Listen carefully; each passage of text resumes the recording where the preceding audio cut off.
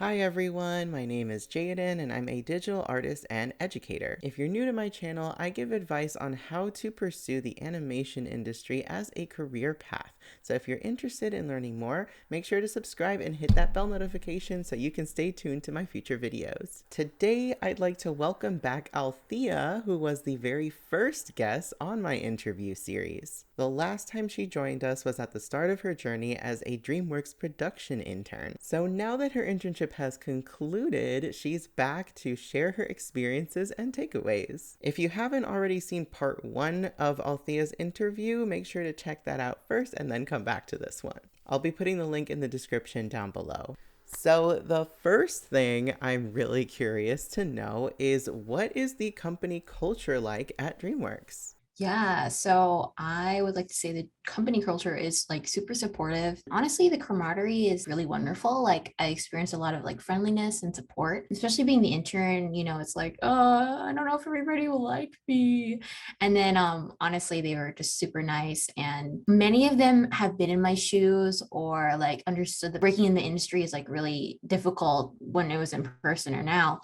And many of them were curious as to how I got to where I am. Honestly, I felt like I was very much accepted. And outside of like just the people, like there were lots of fun events held for us, even virtually.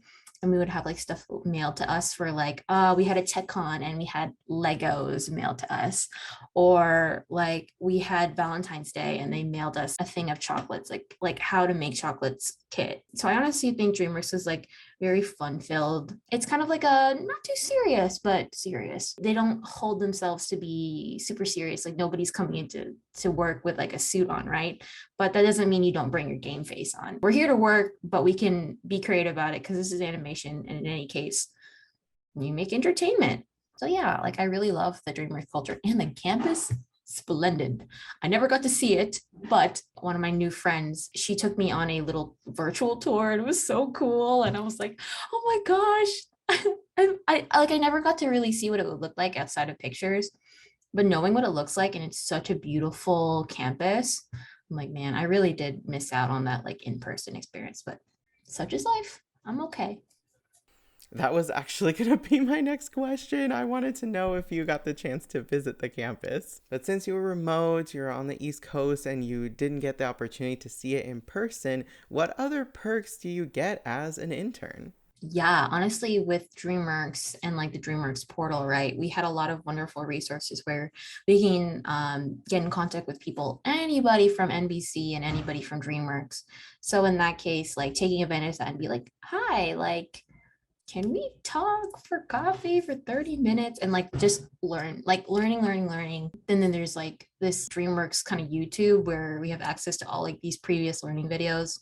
Again, all this learning, all of this like absorbing knowledge is just free for anybody to use, where they have access to the DreamWorks like portal per se. Definitely all those events you can sign up to. Those were really cute. And then like, oh, little quizzes, weekly news, or who was your favorite female DreamWorks protagonist? And that was really cute. So there's a lot of fun involved. And outside of that, I think just being able to attend anything that we so desired. If there was like a guest speaker, like you just sign up.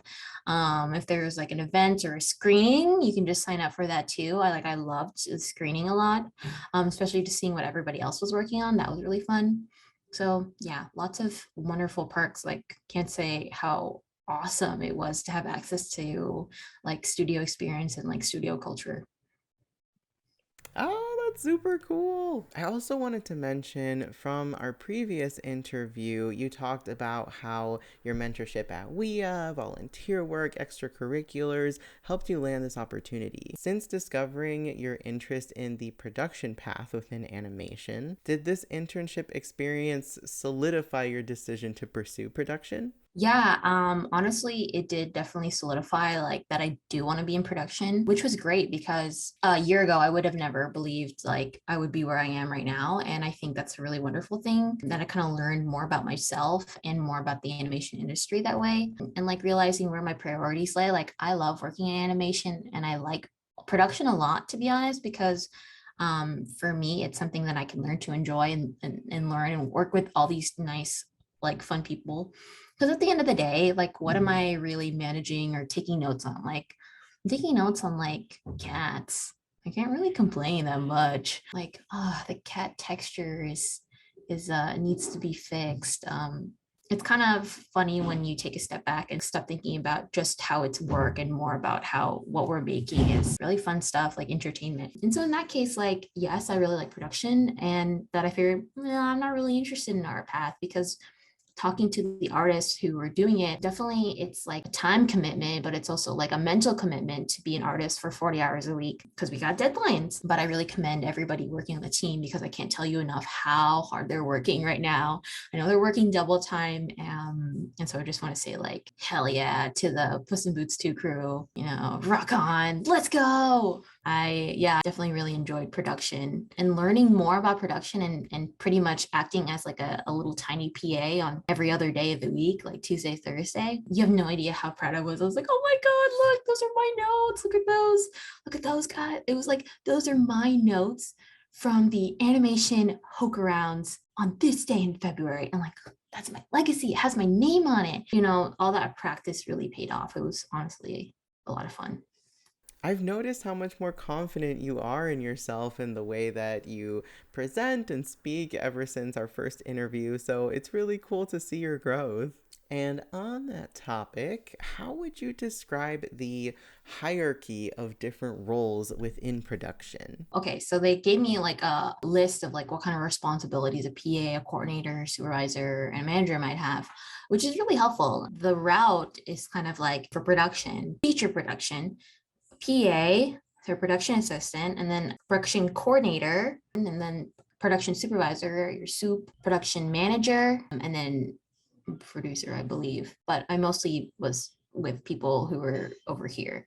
But in any case, like, the further you grow in your career in production, the more big picture you begin to see of the movie that you're working on, because the more responsibilities, the production waterfall, which was like huge to news to me, which makes sense, but like imagining to manage an entire movie for every week, for every department, insanity. Being real with that, it takes a lot of like time and dedication to learn something like that. You practice and you exercise and you grow in your production skill and knowledge, the better your understanding of the pipeline and timing will be. So in any case, like me, were I to be a PA, I would be in charge of like, I did time cards, I took notes, I drove a meeting once or twice. I also sent out agendas, created agendas, sent out emails, was in contact with artists, like, hey, did you plan on presenting on this round? Essentially, my job is to assist coordinator and the supervisor of the department. That being said, smaller departments would have a supervisor and a coordinator to manage, like, say, like, what, 10, 15, 20 artists. Sometimes it's split. If it's like modeling, the coordinator would handle modeling and surfacing, and then the supervisor might handle like surfacing. But in any case, you just split the duties. But for larger departments like animation, effects, and lighting, which are the biggest departments, when you have like 40, 45, 50 artists, then you have like for an anim, there was 50 or so artists when I was on board, and we had our supervisor, coordinator, and PA, and then there was me, and they were mad busy, a lot on their plate, but it's a really active group because it's animation. There's a lot of content being made, a lot of content being passed on, which is really huge. Also understanding like how the departments work together, because not every department understands like what somebody down the line might do. But that being said, lighting had a supervisor, 3 coordinators, a PA, and then there was me. So that was a huge department versus just taking care of like all the artists as a group. They split it up into teams, as like teams of 10 or so. One coordinator had 2, the other had 2, and then the other had 1 or something like that. It was pretty hectic, but the structure worked, from what I saw. With growing, you become more experienced in production, managing, essentially. Like, you are managing these artists, you're also managing the time that we have, the meetings, the agendas, making sure that we have everything on, because essentially production is the backbone to all the art making being made. Artists can spend as long as they like on art, as they so desired. They can spend 40 hours on a shot, but we must move on. We must move on, fellas. But as much as we are task oriented, we also have to have the emotional intelligence to also, speak to people properly, or like really read the room, or like those are the soft skills that maybe that need practice, or like sometimes not everybody understands how to read the room in the same way as like others do. But in any case, that's like a really important skill for anybody in production. Being kind of personable, like you can be anxious and still be personable. You can be a lot of things. Personally, I am a little anxious person, but I also love working with others, and I also love animation, and stuff like that is still what gets me through, like knowing your goals. So that's definitely part of how to move to your next role, kind of like that path of production, which is definitely not an easy one. But for those who love production and enjoy their job, it's a pretty good time. It's a pretty good time, I'd say. What was the biggest challenge you faced during your internship and adapting to all of this? I gotta be real with you. Sometimes it's the program. It's not that Shotgun was hard. It's like a lot of organization and a lot of navigating. And there's a lot of shortcuts you can make, but Shotgun wasn't the friendliest user interface per se, but it's incredibly useful. That being said, Shotgun, Instinct Sketch, and Linux. Oh my God, Linux! Like learning the programs. Now that was pretty difficult. I never really got the hang of that like a PA would, because I really didn't have a lot of time in balancing everything else, because my days were packed. My days were full from the time I start to the time I end. Like I really was packed with meetings or events or getting to learn something else from somebody else. Sometimes that was a challenge, just navigating the program, because it's just simply my first time. I don't know this stuff. I didn't come in knowing Linux. I didn't know that. Linux was just a beast.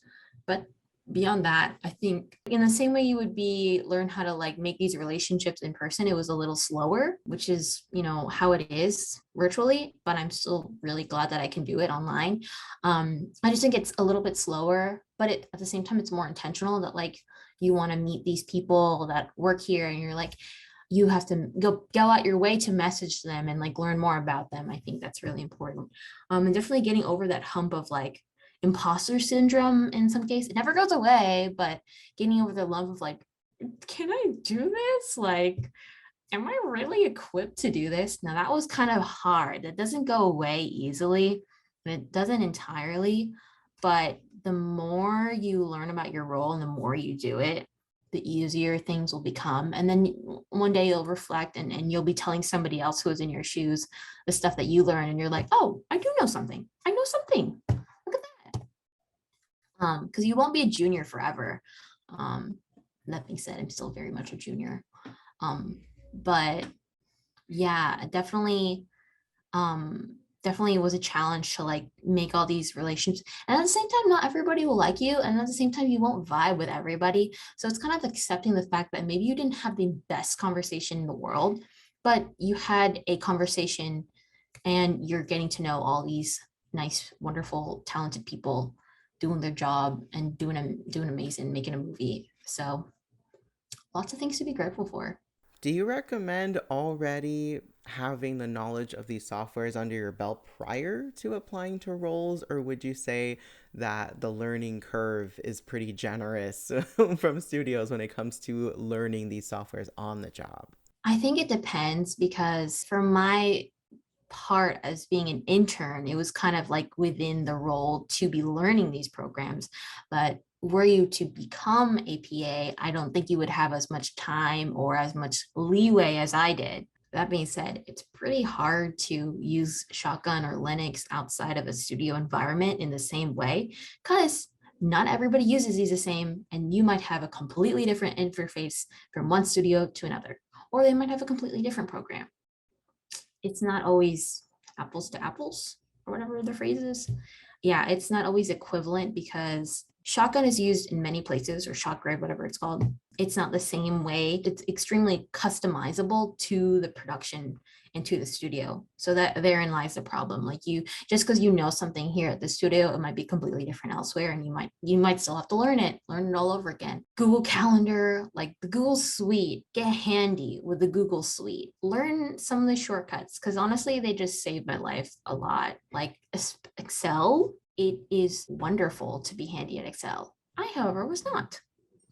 I had to learn more. That's okay.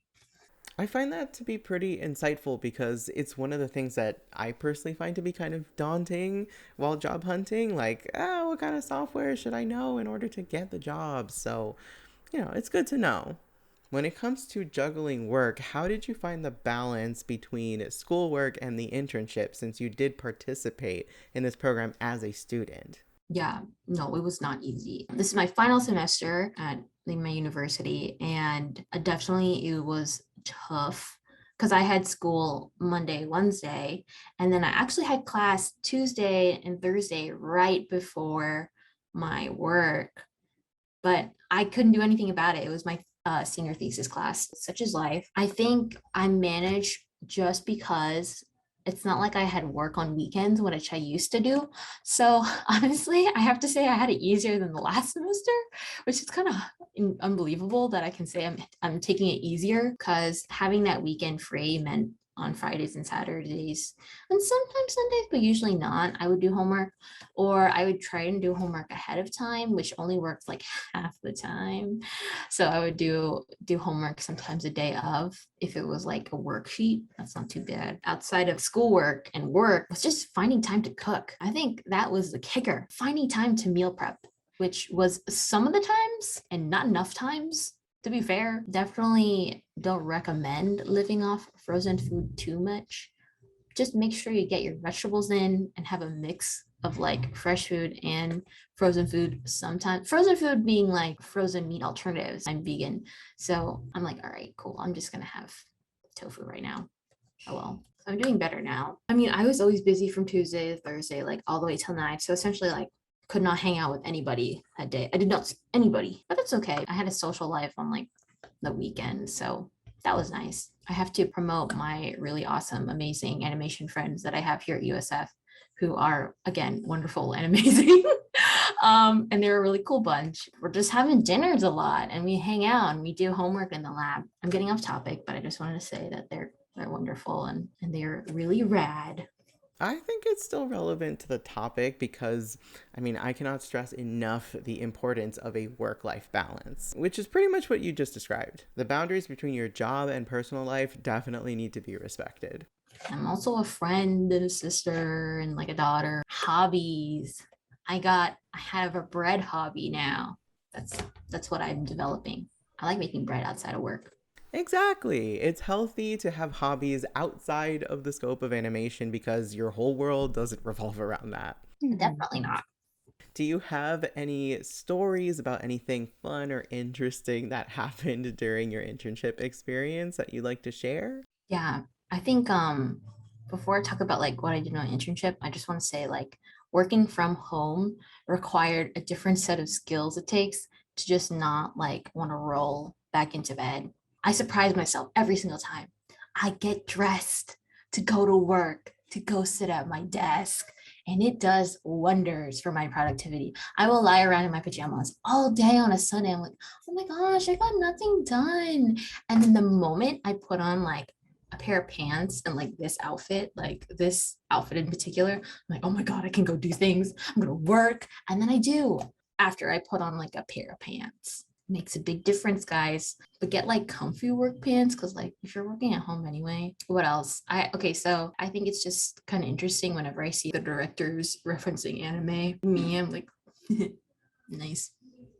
That's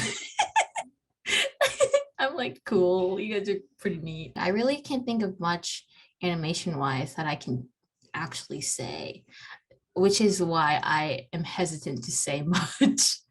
Sorry. That's totally fine. Just know that it was funny. Trust me, guys, it was funny. It was really, honestly, I had a lot of funny incidents. I just can't tell them. That's a secret. And it comes with the territory. When you're in this industry, you have to become really good at keeping secrets because you gotta sign your NDAs and, keep it on the hush hush until stuff comes out. That being said, I cannot wait for Puss in Boots to come out later this year. I am super excited. I'm so excited too. It looks really good. Like from what I've seen in my own studio screenings, it's gonna slap. By the way, because you're working on Puss in Boots, does that mean your name is gonna be in the credits? I don't know. I've Ah. asked. Yes. And from what I've been told, to get your name in the credits for a feature, you have to work on it for more than 6 months. When I asked, and so I will say that I have tried. I didn't really hold out too many hopes. And so if it's there, I will be most pleasantly surprised. And if it is not, I will have already accepted the fact. But I can just be really annoying about, oh my God, I saw this shopping meme when it was a storyboard. That can be my claim to fame. That's it. Last but not least, my final question is, what's next? What's in store for Althea in the near future now that your internship is done? Applying to a lot of jobs in March. And honestly, like, I'm going somewhere, but I'll probably share later on as to where I'll be and what I'll be doing. But outside of that, I'm going to be graduating in May, but I'm actually in part of our own little friend made studio called Party Hat Studios. And we are going to make a summer project, a few teeny tiny episodes. And I'm going to be the producer of that. So I just wanted to make a small plug. Outside of that, I plan on making lots of bread. I've been a bread maker recently. I call them Hobbit hobbies. So I also plan on cosplaying. Summer comes around and I have lots of time to be with my friends more and read lots of manga and anime and catch up on all the shows that I've been missing out on. And I never really got around to doing this, but part of me has always wanted to make a guidebook or like crash course on production kind of thing. That being said, I don't have anything, guys, so please don't call me out for it yet. I don't have anything at the moment, but I have a collection of my own notes that maybe one day I will compile. I would have loved to have something like that when I started off. I don't know, kind of keep your eyes peeled, but like don't keep them peeled too hard. Don't hunt me down for it. But honestly, it's been really sweet. A lot of people have contacted me on LinkedIn. Like I've had a few people from the last interview actually contact me. Like they're like, "Hey, I saw Jane's interview," and they wanted to talk to me. And in any case, like I guess I'm open to some people if they're as interested in production specifically and animation. But like for artists, it's pretty difficult for me to offer much advice at all. Yeah, but those are pretty much my next steps. And also just grow. I definitely have a lot to learn. I'm still on track for my 5-year plan. So things are going pretty well. If in the future you do decide to make that production guide, I would be more than happy to share it, as well as any information about your indie studio that you're starting with your friends. I'm really excited to hear about that. It sounds really, really cool. Thank you so much. I'm glad we got to connect once again and you got to share your experience with us, the before, the after, and I look forward to seeing the rest of your journey unfold. It's been really a wonderful journey, and it's actually really great to have a recap of like what the before and after was, because I feel like it's a very wonderful memory to reflect back on, see how much I've grown. So thank you so much for having me, and I really appreciate it. And I hope to help others too. Like I hope this was insightful. 3 cheers to Jaden and everybody who watches. You guys are amazing. And thank you all so much for watching. Remember to like this video if you enjoyed it and found it insightful. Subscribe for future interviews and career advice, and I will see you all in my next video. Bye!